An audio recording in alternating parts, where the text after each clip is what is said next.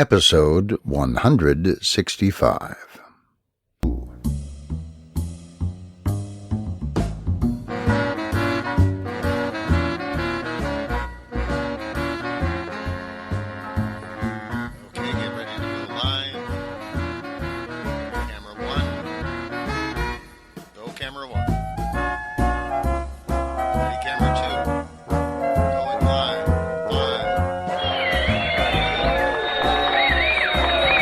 Ladies and gentlemen, boys and girls, now, from deep in the darkest forests of northern Minnesota, the show you've waited for.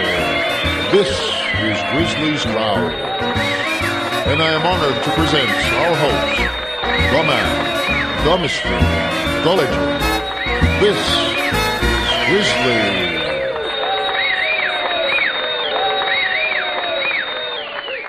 Hello again. Just a quick note in case you've been wondering. I recorded more G.K. Chesterton books than of any other author.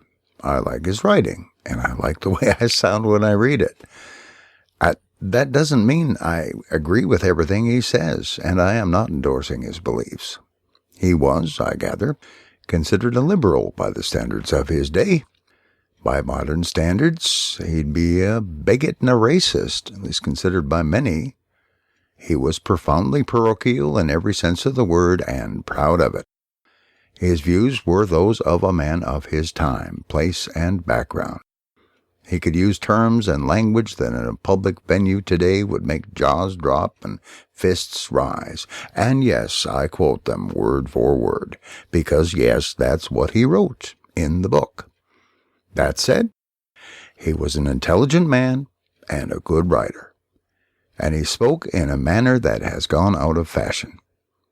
It seems the fashion lately to despise people who don't agree, and to see malice in every opinion and action, what one writer has called the indignation, a whole society whose first response is anger and hatred.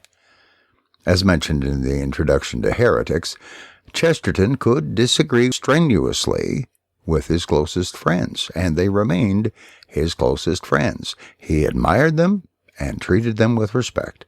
They returned that view. That's refreshing, and it's sad how rare that's become. So, I'm recording this book because I was asked, and I'm recording this book for the reason I recorded the others, because the books are worth exploring. It's valuable to be reminded that good ideas and wisdom weren't invented in last week's latest self-help book. Sometimes the old books ought to be dusted off and reread. And it's much easier if someone, me for example, can read them aloud to you so you don't just see what was typed, you know what was meant. At least as well as I can figure that out. So, now that I've got that off my chest, let's get on with recording this book.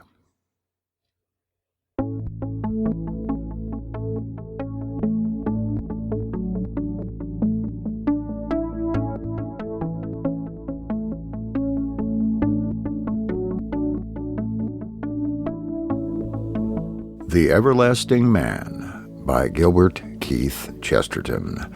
Read by David Grizzly Smith.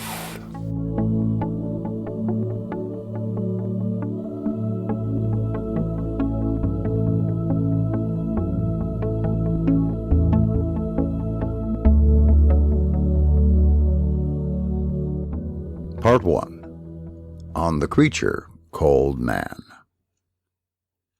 Chapter 8. The End of the World.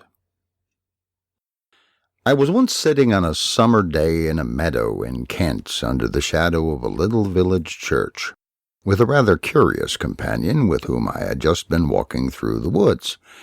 He was one of a group of eccentrics I had come across in my wanderings who had a new religion called Higher Thought, in which I had been so far initiated as to realize a general atmosphere of loftiness or height, and was hoping at some later and more esoteric stage to discover the beginnings of thought. My companion was the most amusing of them, for however he may have stood towards thought, he was at least very much their superior in experience, having traveled beyond the tropics while they were meditating in the suburbs, though he had been charged with excess in telling travelers' tales. In spite of anything said against him, I preferred him to his companions, and willingly went with him through the wood, where I could not but feel that his sunburnt face and fierce tufted eyebrows and pointed beard gave him something of the look of Pan. Then we sat down in the meadow, and gazed idly at the tree-tops and the spire of the village church, while the warm afternoon began to mellow into early evening, and the song of a speck of a bird was faint far up in the sky, and no more than a whisper of a breeze soothed rather than stirred the ancient orchards of the Garden of England. Then my companion said to me, "Do you know why the spire of that church goes up like that?" I expressed a respectable agnosticism, and he answered in an offhand way, "Oh, the same as the obelisks, the phallic worship of antiquity." And then I looked across at him suddenly as he lay there leering above his goat-like beard, and for the moment I thought he was not Pan but the devil. No mortal words can express the immense, the insane incongruity and unnatural perversion of thought involved in saying such a thing at such a moment and in such a place. For one moment I was in the mood in which men burned witches, and then a sense of absurdity equally enormous seemed to open about me like a dawn. "Why, of course," I said after a moment's reflection. "If it hadn't been for phallic worship, they would have built the spire pointing downwards and standing on its own apex." I could have sat in that field and laughed for an hour. My friend did not seem offended, for indeed he was never thin-skinned about his scientific discoveries. I had only met him by chance, and I never met him again, and I believe he is now dead. But though it has nothing to do with the argument, it may be worthwhile to mention the name of this adherent of higher thoughts and interpreter of primitive religious origins, or at any rate the name by which he was known. It was Louis de Rougemont. That insane image of the Kentish church standing on the point of its spire, as in some old rustic topsy-turvy tale, always comes back into my imagination when I hear these things said about pagan origins, and calls to my aid the laughter of the giants. Then I feel as genially and charitably to all other scientific investigators, higher critics, and authorities on ancient and modern religion, as I do to poor Louis de Rougemont. But the memory of that immense absurdity remains as a sort of measure and check by which to keep sane, not only on the subject of Christian churches, but also on the subject of heathen temples. Now, a great many people have talked about heathen origins, as the distinguished traveler talked about Christian origins. Indeed, a great many modern heathens have been very hard on heathenism. A great many modern humanitarians have been very hard on the real religion of humanity. They have represented it as being everywhere, and from the first, rooted only in these repulsive arcana, and carrying the character of something utterly shameless and anarchical. Now, I do not believe this for a moment. I should never dream of thinking about the whole worship of Apollo, what de Rougemont would think about the worship of Christ. I would never admit that there was such an atmosphere in a Greek city as that madman was able to smell in a Kentish village. On the contrary, it is the whole point even of this final chapter upon the final decay of paganism, to insist once more that the worst sort of paganism had already been defeated by the best sort. It was the best sort of paganism that conquered the gold of Carthage. It was the best sort of paganism that wore the laurels of Rome. It was the best thing the world had yet seen, all things considered, and on any large scale, that ruled from the wall of the Grampians to the garden of the Euphrates. It was the best that conquered. It was the best that ruled, and it was the best that began to decay. Unless this broad truth be grasped, the whole story is seen askew. Pessimism is not in being tired of evil, but in being tired of good. Despair does not lie in being weary of suffering, but in being weary of joy.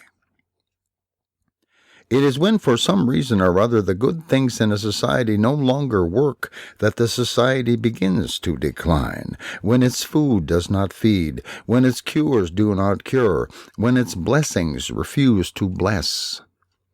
We might almost say that in a society without such good things, we should hardly have any test by which to register a decline.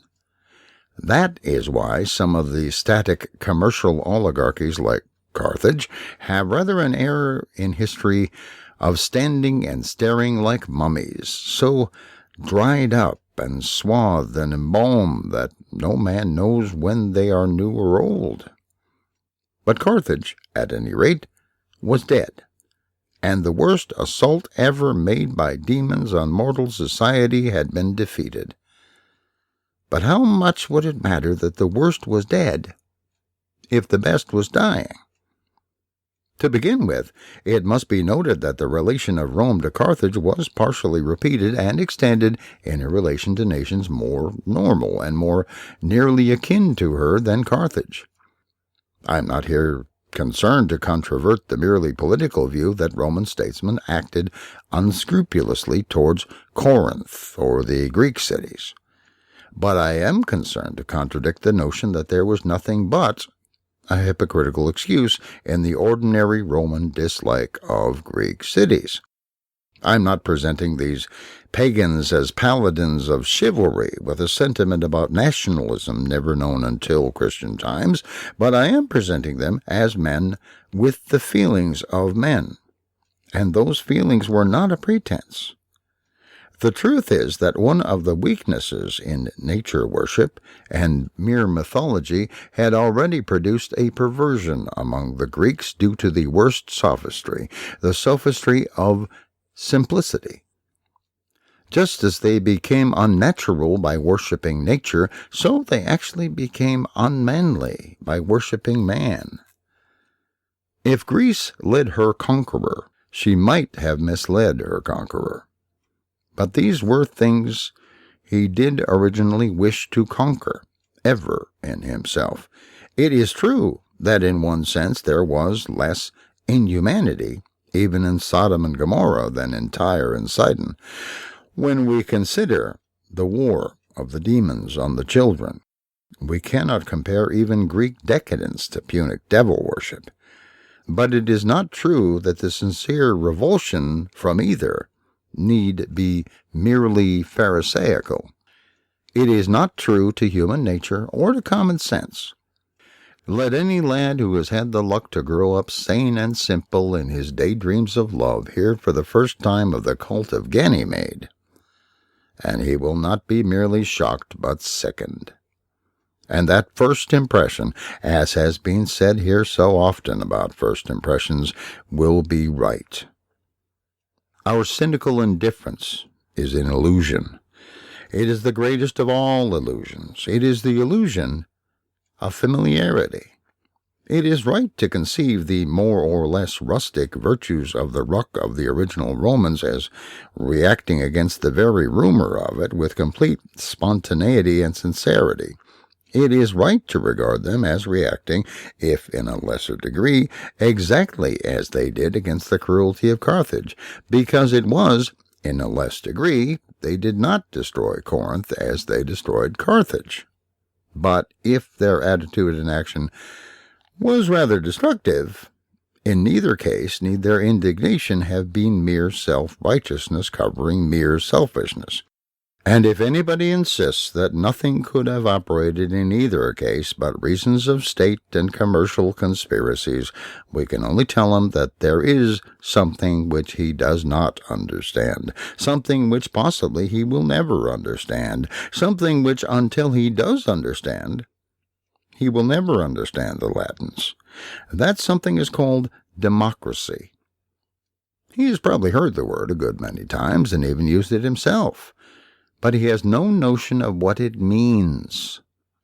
All through the revolutionary history of Rome, there was an incessant drive towards democracy. The state and the statesman could do nothing without a considerable backing of democracy, the sort of democracy that never has anything to do with diplomacy. It is precisely because of the presence of Roman democracy that we hear so much about Roman oligarchy. For instance, recent historians have tried to explain the valor and victory of Rome in terms of that detestable and detested usury which was practiced by some of the patricians. As if Curius had conquered the men of the Macedonian phalanx by lending them money, or the consul Nero had negotiated the victory of Metaurus at 5%. But we realize the usury of the patricians because of the perpetual revolt of the plebeians. The rule of the Punic merchant princes had the very soul of usury, but there was never a Punic mob that dared to call them usurers. Burdened like all mortal things with all mortal sin and weakness, the rise of Rome had really been the rise of normal and especially of popular things, and in nothing more than in the thoroughly normal and profoundly popular hatred of perversion. Now, among the Greeks, a perversion had become a convention. It is true that it had become so much of a convention, especially a literary convention, that it was sometimes conventionally copied by Roman literary men. But this is one of those complications that always arise out of conventions. It must not obscure our sense of the difference of tone in the two societies as a whole. It is true that Virgil would once in a way take over a theme of Theocritus, but nobody can get the impression that Virgil was particularly fond of that theme. The themes of Virgil were specially and notably the normal themes, and nowhere more than in morals, piety and patriotism, and the honor of the countryside. And we may well pause upon the name of the poet as we pass into the autumn of antiquity, upon his name who was in so supreme a sense the very voice of autumn, of its maturity and its melancholy, of its fruits of fulfillment and its prospect of decay. Nobody who reads even a few lines of Virgil can doubt that he understood what moral sanity means to mankind. Nobody can doubt his feelings when the demons were driven in flight before the household gods. But there are two particular points about him and his work which are particularly important to the main thesis here. The first is that the whole of his great patriotic epic is in a very peculiar sense founded upon the fall of Troy, that is, upon an avowed pride in Troy, although she had fallen. In tracing to Trojans the foundation of his beloved race and republic, he began what may be called the great Trojan tradition, which runs through medieval and modern history. We have already seen the first hint of it in the pathos of Homer about Hector, but Virgil turned it not merely into a literature, but into a legend, and it was a legend of the almost divine dignity that belongs to the defeated. This was one of the traditions that did truly prepare the world for the coming of Christianity, and especially of Christian chivalry. This is what did help to sustain civilization through the incessant defeats of the Dark Ages and the barbarian wars, out of which what we call chivalry was born. It is the moral attitude of the man with his back to the wall, and it was the wall of Troy. All through medieval and modern times, this version of the virtues in the Homeric conflict can be traced in 100 ways, cooperating with all that was akin to it in Christian sentiment. Our own countrymen, and the men of other countries loved to claim like Virgil that their own nation was descended from the heroic Trojans. All sorts of people thought it was the most superb sort of heraldry to claim to be descended from Hector. Nobody seems to have wanted to be descended from Achilles. The very fact that the Trojan name has become a Christian name and been scattered to the last limits of Christendom, to Ireland or the Gaelic Highlands, while the Greek name has remained relatively rare and pedantic, is a tribute to the same truth. Indeed, it involves a curiosity of language almost in the nature of a joke. The name has been turned into a verb, and the very phrase about hectoring, in the sense of swaggering, suggests the myriads of soldiers who have taken the fallen Trojan for a model. As a matter of fact, nobody in antiquity was less given to hectoring than Hector. But even the bully pretending to be a conqueror took his title from the conquered. That is why the popularization of the Trojan origin by Virgil has a vital relation to all those elements that have made men say that Virgil was almost a Christian. It is almost as if two great tools or toys of the same timber, the divine and the human, had been in the hands of Providence, and the only thing comparable to the wooden cross of Calvary was the wooden horse of Troy. So, in some wild allegory, pious in purpose, if almost profane in form, the Holy Child might have fought the dragon with a wooden sword and a wooden horse. The other element in Virgil which is essential to the argument is the particular nature of his relation to mythology, or what may here in a special sense be called folklore, the faiths and fancies of the populace. Everybody knows that his poetry, at its most perfect, is less concerned with the pomposity of Olympus than with the noumena of natural and agricultural life. Everyone knows where Virgil looked for the causes of things.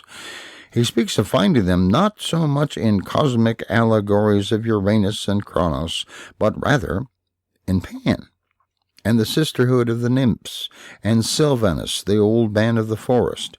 He has perhaps most himself in some passages of the Eclogues, in which he has perpetuated forever the great legend of Arcadia and the shepherds. Here again, it is easy enough to miss the point with petty criticism about all the things that happen to separate his literary convention from ours. There is nothing more artificial than the cry of artificiality as directed against the old pastoral poetry. We have entirely missed that all our fathers meant by looking at the externals of what they wrote. People have been so much amused with the mere fact that the China shepherdess was made of china that they have not even asked why she was made at all. They have been so content to consider the merry peasant as a figure in an opera that they have not asked even how he came to go to the opera or how he strayed onto the stage. In short, one has only to ask why there is a China shepherdess and not a China shopkeeper. Why were not mantelpieces adorned with figures of city merchants in elegant attitudes, or ironmasters wrought in iron, or gold speculators in gold? Why did the opera exhibit a merry peasant and not a merry politician? Why was there not a ballet of bankers pirouetting upon pointed toes? Because the ancient instinct and humor of humanity have always told them, under whatever conventions, that the conventions of complex cities were less really healthy and happy than the customs of the countryside. So it is with the eternity of the Eclogues. A modern poet did indeed write things called Fleet Street Eclogues, in which the poets took the place of the shepherds, but nobody has yet written anything called Wall Street Eclogues, in which millionaires should take the place of the poets. And the reason is that there is a real, if only a recurrent, yearning for that sort of simplicity, and there is never that sort of yearning for that sort of complexity. The key to the mystery of the merry peasant is that the peasant often is merry.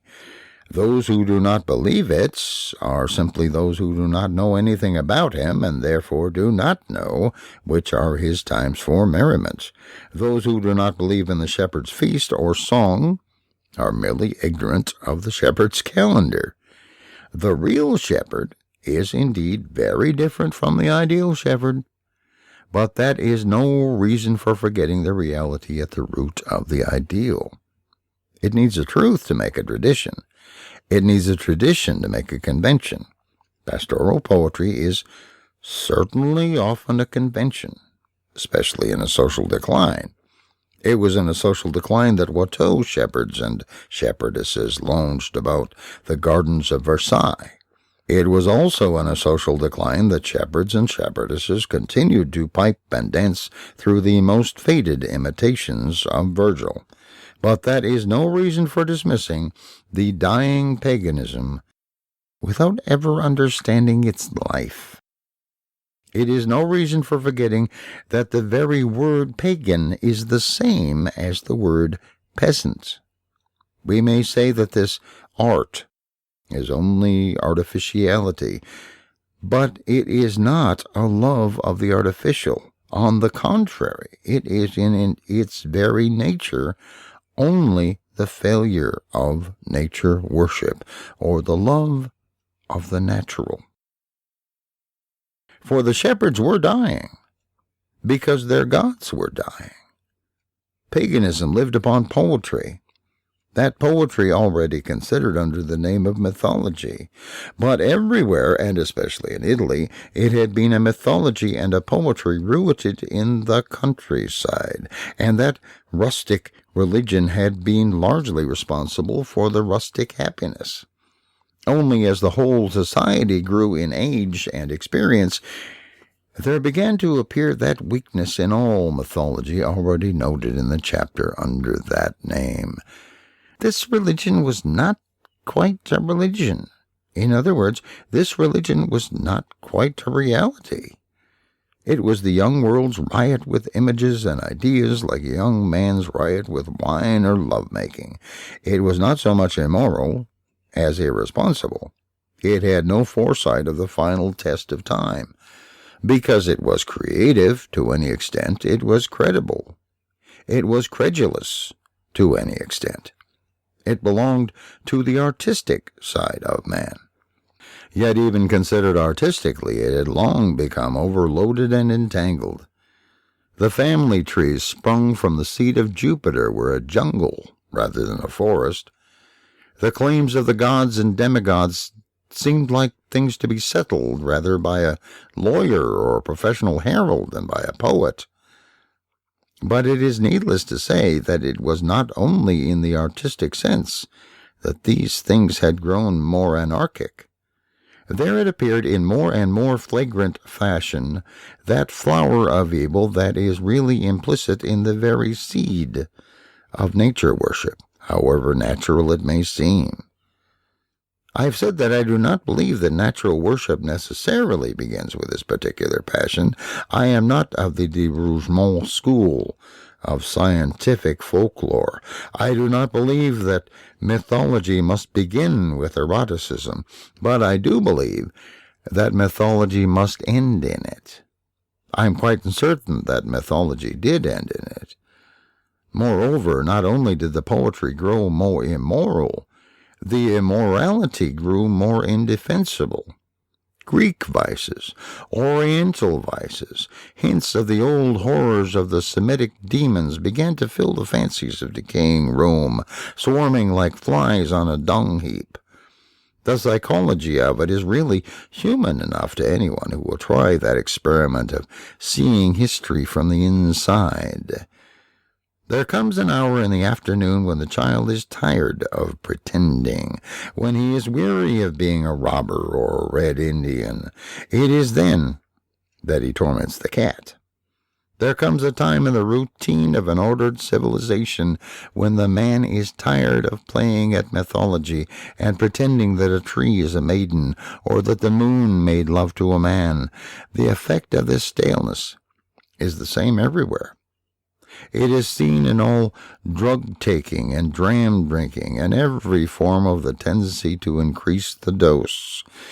Men seek stranger sins or more startling obscenities as stimulants to their jaded sense. They seek after mad oriental religions for the same reason. They try to stab their nerves to life, as if it were with the knives of the priests of Baal. They are walking in their sleep, and they try to wake themselves up with nightmares. At that stage even of paganism, therefore, the peasant songs and dances sounded fainter and fainter in the forest. For one thing, the peasant civilization was fading, or had already faded from the whole countryside. The empire at the end was organized more and more on that servile system which generally goes with the boast of organization. Indeed, it was almost as senile as the modern schemes for the organization of industry. It is proverbial that what would once have been a peasantry became a mere populace of the town, dependent for bread and circuses, which may again suggest to some a mob dependent upon the doles and cinemas. In this, as in many other respects, the modern return to heathenism has been a return not even to the heathen youth, but rather to the heathen old age. But the causes of it were spiritual in both cases, and especially the spirit of paganism had departed with its familiar spirits. The heat had gone out of it with its household gods, who went along with the gods of the garden and the field and the forest. The old man of the forest was too old. He was already dying. It is said truly in a sense that Pan died because Christ was born. It is almost as true in another sense that men knew that Christ was born because Pan was already dead. A void was made by the vanishing of the whole mythology of mankind, which would have asphyxiated like a vacuum if it had not been filled with theology. But the point, for the moment, is that the mythology could not have lasted like a theology in any case. Theology is thought, whether we agree with it or not. Mythology was never thought, and nobody could really agree with it or disagree with it. It was a mere mood of glamour, and when the mood went, it could not be recovered.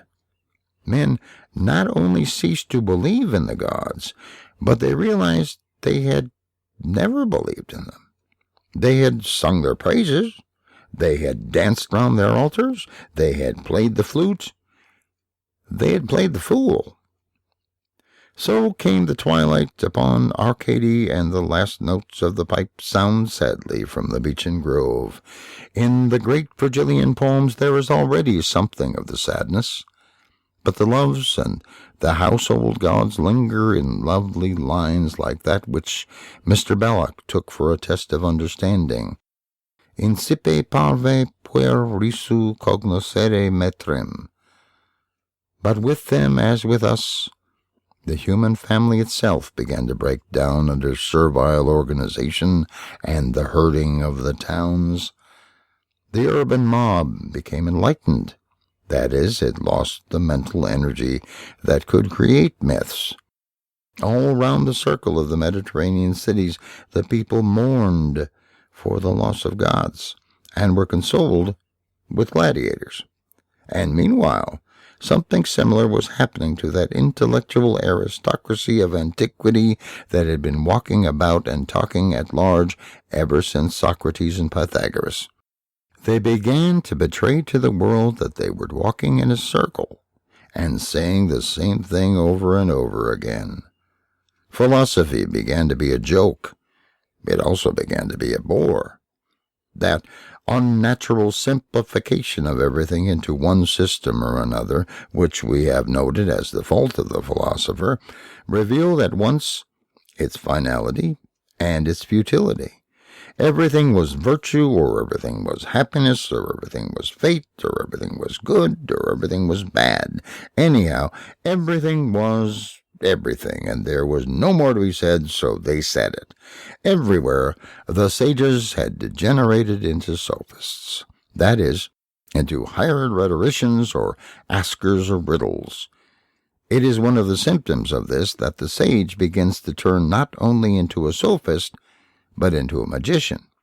A touch of Oriental occultism is very much appreciated in the best houses.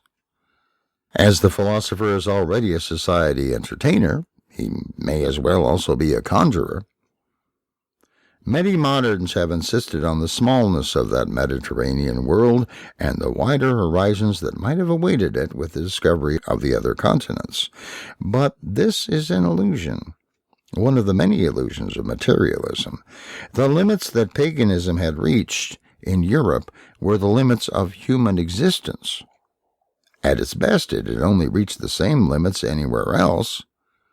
The Roman Stoics did not need any Chinamen to teach them Stoicism. The Pythagoreans did not need any Hindus to teach them about recurrence or the simple life or the beauty of being a vegetarian. Insofar as they could get these things from the East, they had already got rather too much of them from the East. The syncretists were as convinced as the theosophists that all religions are really the same, and how else could they have extended philosophy merely by extending geography? It can hardly be proposed that they should learn a purer religion from the Aztecs, or sit at the feet of the Incas of Peru. All the rest of the world was a welter of barbarism. It is essential to recognize that the Roman Empire was recognized as the highest achievement of the human race, and also as the broadest. A dreadful secret seemed to be written as in obscure hieroglyphics across those mighty works of marble and stone, those colossal amphitheaters and aqueducts. Man could do no more.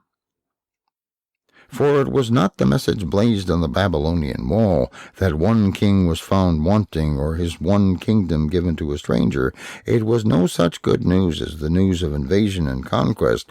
There was nothing left that could conquer Rome, but there was also nothing left that could improve it. It was the strongest thing that was growing weak. It was the best thing that was going to the bad. It is necessary to insist again and again that many civilizations had met in one civilization of the Mediterranean Sea, that it was already universal with a stale and sterile universality. The peoples had pooled their resources, and still there was not enough. The empires had gone into partnership, and they were still bankrupt.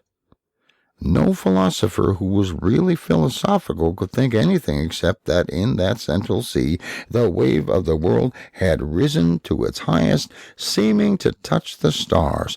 But the wave was already stooping, for it was only the wave of the world.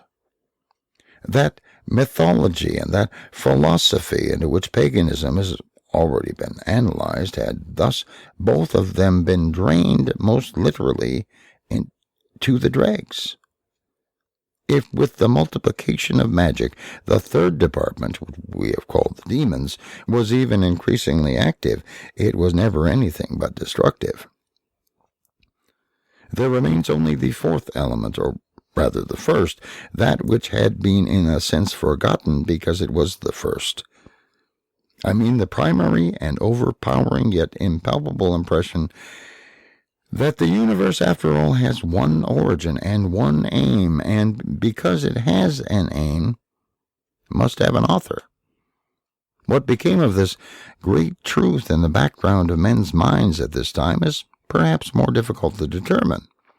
Some of the Stoics undoubtedly saw it more and more clearly as the clouds of mythology cleared and thinned away. and great men among them did much even to the last to lay the foundations of a concept of the moral unity of the world. The Jews still held their secret certainty of it jealously behind high fences of exclusiveness. Yet it is intensely characteristic of the society and the situation that some fashionable figures, especially the fashionable ladies, actually embraced Judaism. But in the case of many others, I fancy there entered at this point a new negation. Atheism became really possible in that abnormal time, for atheism is abnormality. It is not merely the denial of a dogma, it is the reversal of a subconscious assumption in the soul, the sense that there is a meaning and a direction in the world it sees. Lucretius, the first evolutionist who endeavored to substitute evolution for God, had already dangled before men's eyes his dance of glittering atoms, by which he conceived cosmos as created by chaos. But it was not his strong poetry or his sad philosophy, as I fancy, that made it possible for men to entertain such a vision. It was something in a sense of impotence and despair, with which men shook their fists vainly at the stars as they saw all the best work of humanity sinking slowly and helplessly into a swamp. They could easily believe that even creation itself was not a creation, but a perpetual fall, when they saw that the weightiest and worthiest of all human creations was falling by its own weight. They could fancy that all the stars were falling stars, and that the very pillars of their own solemn porticos were bowed under a sort of gradual deluge. To men in that mood there was a reason for atheism that is in some sense reasonable. Mythology might fade and philosophy might stiffen, but if behind these things there was a reality, surely that reality might have sustained things as they sank. There was no God. If there had been a God, surely this was the very moment when he would have moved and saved the world. The life of the great civilization went on with dreary industry and even with dreary festivity. It was the end of the world, and the worst of it was that it need never end. A convenient compromise had been made between all the multitudinous myths and religion of the empire, that each group should worship freely and merely live a sort of official flourish of thanks to the tolerant emperor by tossing a little incense to him under his official title of Divus. Naturally, there was no difficulty about that, or rather, it was a long time before the world realized that there ever had been even a trivial difficulty anywhere. The members of some Eastern sect or secret society or other seemed to have made a scene somewhere. Nobody could imagine why. The incident occurred once or twice again and began to arouse irritation out of proportion to its insignificance. It was not exactly what these provincials said, though of course it sounded queer enough. They seemed to be saying that God was dead, and that they themselves had seen him die. This might be one of the many manias produced by the despair of the age, only they did not seem particularly despairing. They seemed quite unnaturally joyful about it, and gave the reason that the death of God had allowed them to eat him and drink his blood. According to other accounts, God was not exactly dead after all. There trailed through the bewildered imagination some sort of fantastic procession of the funeral of God, at which the sun turned black, but which ended with the dead omnipotence breaking out of the tomb and rising again like the sun. But it was not the strange story to which anybody paid any particular attention. People in that world had seen queer religions enough to fill a madhouse. It was something in the tone of the madmen and their type of formation. They were a scratch company of barbarians and slaves and poor and unimportant people, but their formation was military. They moved together and were very absolute about who and what was really a part of their little system and about what they said. However mildly, there was a ring like iron. Men used to many mythologies and moralities could make no analysis of the mystery except the curious conjecture that they meant what they said. All attempts to make them see reason in the perfectly simple matter of the emperor's statue seemed to be spoke to deaf men. It was as if a new meteoric metal had fallen on the earth. It was a difference of substance to the touch. Those who touched their foundation fancied they had struck a rock. With a strange rapidity, like the changes of a dream, the proportions of things seemed to change in their presence. Before most men knew what had happened, these few men were palpably present. They were important enough to be ignored. People became suddenly silent about them and walked stiffly past them. We see a whole new scene in which the world has drawn its skirts away from these men and women, and they stand in the center of a great space like lepers. The scene changes again, and the great space where they stand is overhung on every side with a cloud of witnesses, interminable terraces full of faces looking down towards them intently, for strange things are happening to them. New tortures have been invented for the madmen who have brought good news. That sad and weary society seems almost to find a new energy in establishing its first religious persecution. Nobody yet knows very clearly why that level world has thus lost its balance about the people in its midst. But they stand unnaturally still, while the arena and the world seem to revolve round them. And there shone on them in that dark hour a light that has never been darkened, a white fire clinging to that group like an unearthly phosphorescence, blazing its track through the twilights of history and confounding every effort to confound it with the mists of mythology and theory. That shaft of light or lightning by which the world itself has struck and isolated and crowned it, by which its own enemies have made it more illustrious, and its own critics have made it more inexplicable, the halo of hatred around the Church of God.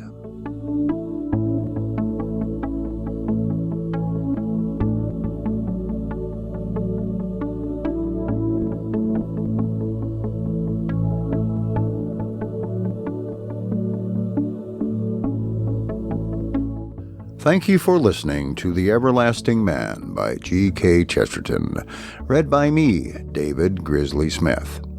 Theme music for this book is Deliberate Thought by Kevin MacLeod of Incompetech.com. This book is released under Creative Commons Attribution, Non-Commercial, No Derivatives 3.0 license.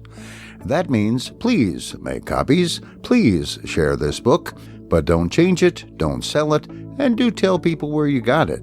If you like this book, leave a comment on grizzly.libsyn.com. Leave a comment or rating on podiobooks.com or anywhere else you can.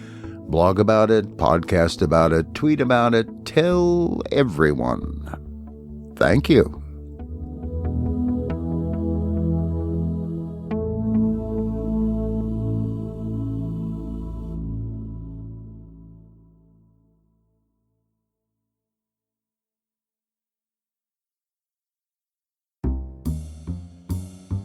Thank you for listening to Grizzly's Growls, the life and times of a minor local celebrity.